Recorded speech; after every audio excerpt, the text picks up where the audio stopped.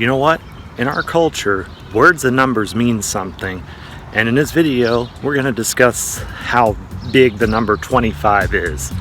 What's up, everyone? I'm Trey Baird. Let's walk and talk.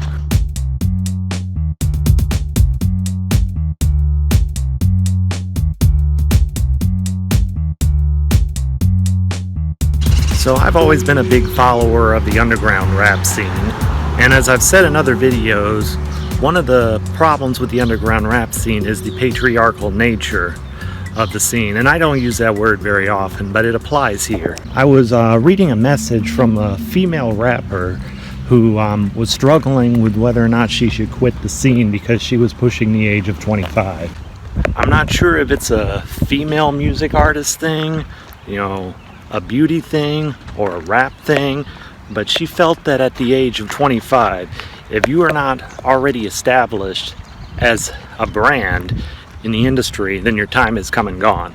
Like, you can still be relevant as an artist if you're older than 25, but if you haven't already gotten there by the age of 25, you're not going to get there. This idea fascinated me at the time, and it fascinates me now, because I don't want to believe it's true.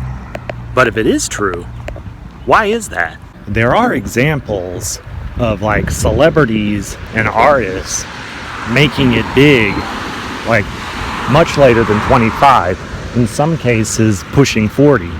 William Shatner is an example that I cite because he was close to 40 before he did Star Trek.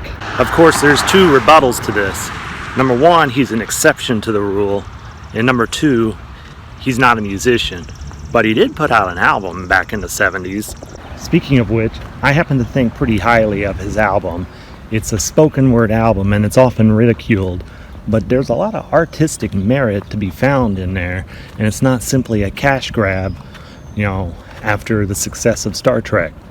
I mean, I refuse to believe that you have to be established by the age of 25, and I refuse to believe it even before I was the age of 25. It's not like some kind of self-preservation belief, some delusional thing that I believe. On the contrary, I find it to be the great lie of the entertainment industry, and one that we've all chosen to believe. We have no reason for believing that 25 is the magical cutoff number that you have to be successful by, and this probably goes for most industries, not just entertainment. Like, as a teenager, you should know what you want to do. By the time you're 25, you should be good at it. That kind of thinking. Each one of us are on our own path through life. And if the path that you're on was a clear and, obvious path at that young of an age, kudos to you. That's great. But not everyone's path is going to unwind that way. Some of us will reinvent ourselves in our 20s and our 30s, 40s, 50s, you name it. Some of us will reinvent ourselves every few years. Some of us will be known by our ability to reinvent ourselves, and then others will just do it one time and do it correctly. If I found that it was a cold hard fact that the age 25 is the magical shutoff number where you should be established and have found yourself, I would make peace with that. But I do not believe that. The more I think about it, the less I believe it.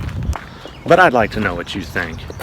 I mean, if you're not successful at whatever you're doing by the age of 25, should you call it quits and do something more of a sure bet? Or is that just an artificial concept that doesn't really mean anything? Sound off. Don't forget to check back for daily content. That's right, baby. We're doing this every day of the week. We're doing it for real this time. Don't forget to like and subscribe, and I'll catch you on the flip side. Later, dude meisters.